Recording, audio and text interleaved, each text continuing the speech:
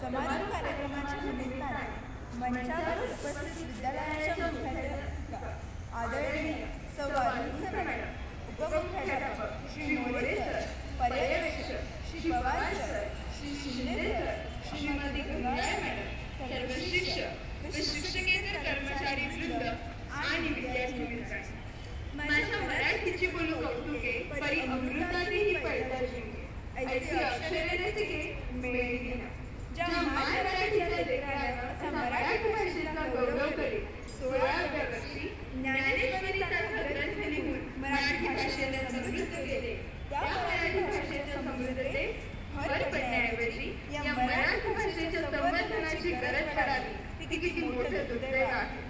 आपलं जगणं समृद्ध करणारी भाषा आपल्या लेखणी, वाणी, कथनिक भाषेच्या अस्तित्वाचा प्रवाह अखंड वाहत असतो.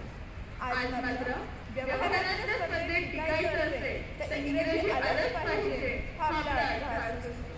यामुळे मराठी माणूस माय मराठीपासून दुरावत चालला आहे. सर्वत्र इंग्रजी शाळांचे पेट फुटले आहे. यामुळे मराठी भाषेची मंदिरे ओस पडत आहे.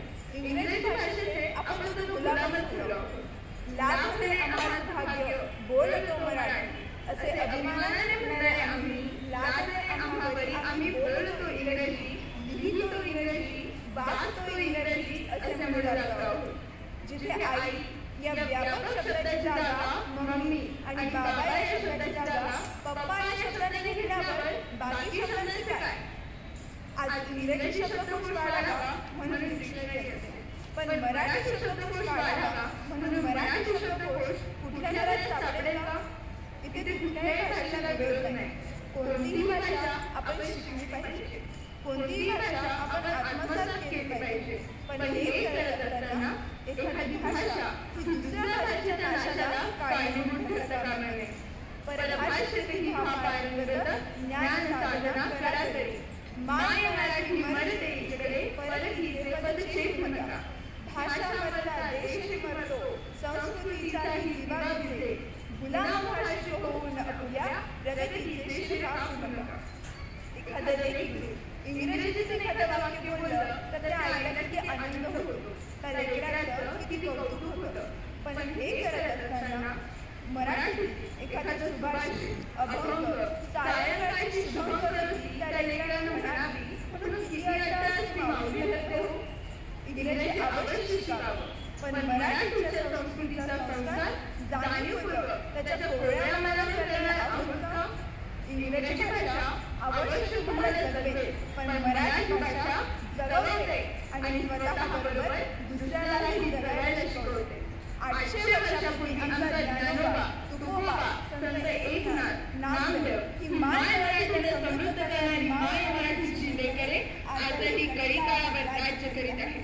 तुम्हाला आहे असा आत्मविश्वास की इंग्रजी भाषेतून शिकणारी आपली लेकरं अशी समृद्ध होती?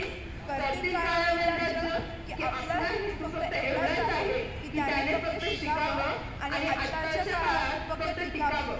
त्याचं जगण्याची क्षमता एवढी पुढ्यास मर्यादित असतील तर काही हरकत नाही. पण त्याला सामर्थ्यशाली करायचं असेल, त्याला ज्ञानाने समृद्ध करायचं असेल, येणाऱ्या कित्येक काही काळावर त्याच्या कर्तृत्वाचं राज्य असलं पाहिजे. यासाठी खऱ्या मराठी मायेच्या अमृतरूपी संस्कारांचा जोगदक्षिणा यावेळेस दिला पाहिजे. अखंड प्यालो मीशे दुधांगी पहाया रोमा जुनी म्हणा, तोडा वयाची दुग्धधाराची येती नाही रक्तवाहिनी शरीरातून, माझी मराठी मराठाच तुम्ही असे शब्द येती रोमांतून. मराठी भाषा ही 9व्या शतकापासून रचित आहे. संस्कृतच्या प्रभावाखाली निर्माण झालेली भाषा सर्वप्रथम सातवाहन साम्राज्याच्या प्रशासनात वापरली. तिची यादवकाळात भरभराट झाली. पुढे ज्ञानेश्वरी, अमृतानुभव, चांगदेव वाचस्पती, हरिपाठ लिहून मराठी भाषेला दर्जा साहित्य दिले. माय मराठी तुझ्या पायी करणवदन काही येते, तुझ्या नामी तुझ्या नामी अखंड रंगले राहिले, तुझे चालणे तुझे बोलणे लाख बघणारा रीत तुझी, जे ओढीले ओढी असतरी शिकवी मला रीत तुझी. स्वातंत्र्यपूर्व काळात लोकमान्य टिळक, स्वातंत्र्यवीर सावरकर, महात्मा फुले यांनी स्वातंत्र्याचा व लोकांच्या विचारसरणीला योग्य दिशा दिली. कुसुमाग्रज, सुरेश्वर, बहिणाबाई, शिवाजी सावंत, वि. स. खांडेकर, आचार्य अत्रे, पु. ल. देशपांडे, ग. माडगूळकर, मंगेश पाडगावकर अशा अनेक साहित्यकारांनी मराठी भाषेला श्रीमंती दिली आहे. येणारी पिढी बाळगणार आहे मराठी भाषेच्या अस्तित्वाची आणि तिच्या अस्मितेची. म्हणूनच इसवी सन पूर्वीपासूनचा इतिहास लाभलेल्या या भाषेला कृतज्ञतापूर्वक नमस्कार करून मराठी भाषेचा हा अनमोल ठेवा आपल्या हृदयात साठवून ठेवू. मराठी लिहू, मराठी वाचू, मराठी बोलू, मराठी शिकू, मराठी शिकवू. मराठी असे आमची माय बोली, जरी आजही राजभाषा नसे. नसो आज ऐश्वर्य या माऊलीला, यशाची पुढे दिली आशा असे. तिचे पुत्र आम्ही, तिचे पांग फेडू, बसे आमच्या मात्र हृदय मंदिरी. जगमान्यतांची सर्वात प्रतापे, तिला वैभव वैभवाच्या श्री. धन्यवाद.